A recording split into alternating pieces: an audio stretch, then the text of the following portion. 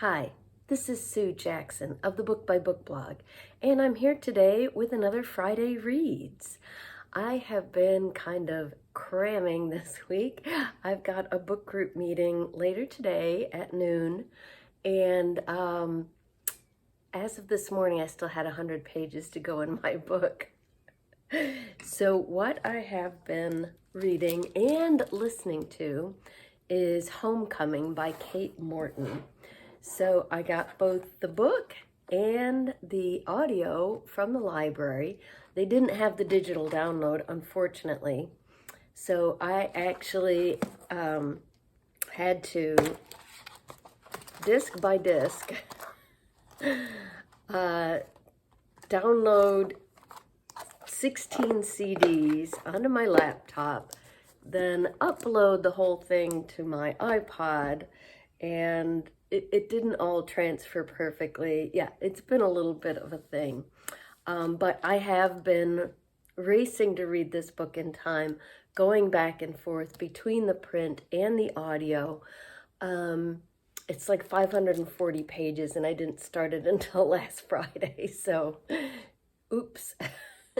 But I'm almost finished, and I think I've pretty much figured out the mystery, so I can go to book group and not worry about it being spoiled. I've only read one other Kate Morton novel in 2011. That was The Forgotten Garden, also for this book group, and I did enjoy that. I found this book had a similar kind of structure and approach to The Forgotten Garden.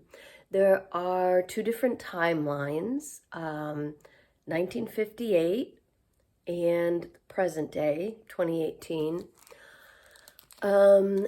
Different generations of a family secrets, a lot of parallels with what I remember of The Forgotten Garden. So here in 1958, in a small town in Australia, there is a horrible tragedy on Christmas Eve. A mother and her 4 children are out on a picnic.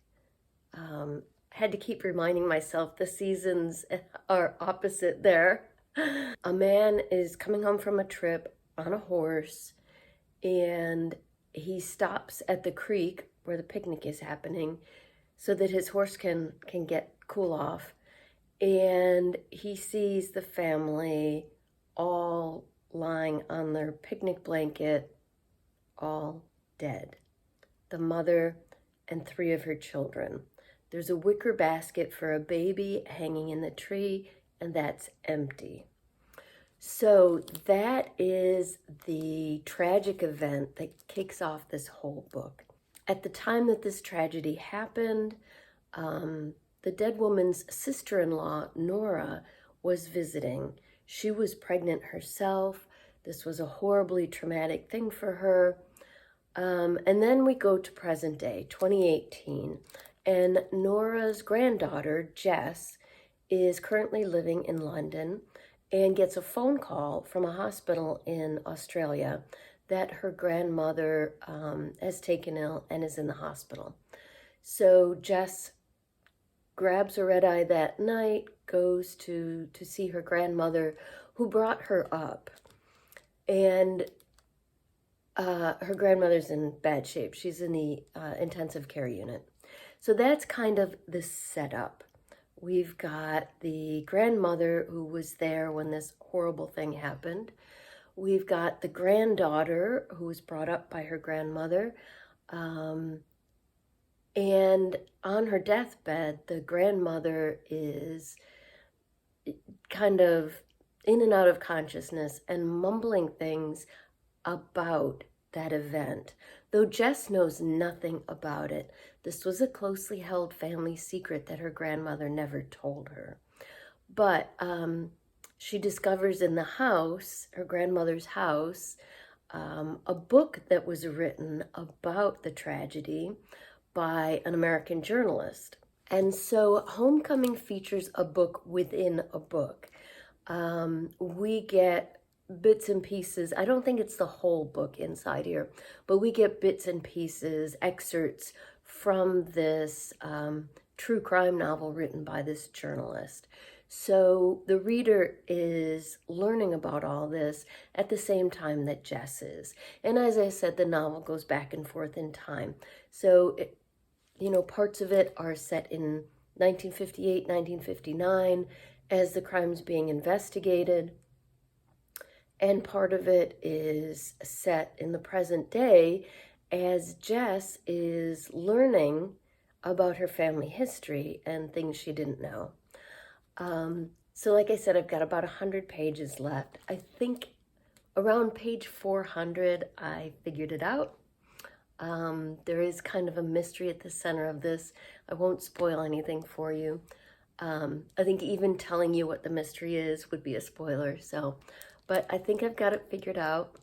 And I am going to plug my earbuds back in and see if I can finish this before book group. And once I finish that, which I should do today or tomorrow, it's Thursday morning right now. Once I finish that, then December for me, I don't do any reading challenges. I don't do any kind of events. December for me is very much read whatever I want month. And in particular, I am trying to catch up on all the book gifts I've gotten in the past year before Christmas, when I know I'll get more. So next up for me is the one that I have been dying to read all year, Tomorrow and Tomorrow and Tomorrow by Gabrielle Zevin. I absolutely loved The Storied Life of A.J. Fikry by her. And of course, I have heard all the rave reviews about this. My husband gave it to me for my birthday this summer, and I can't wait to dive in. So that's what I am reading this week and starting this weekend. I would love to hear what you're reading. Let me know in the comments down below what you're reading, and take a moment to like, and if you haven't already, subscribe so that we can keep in touch.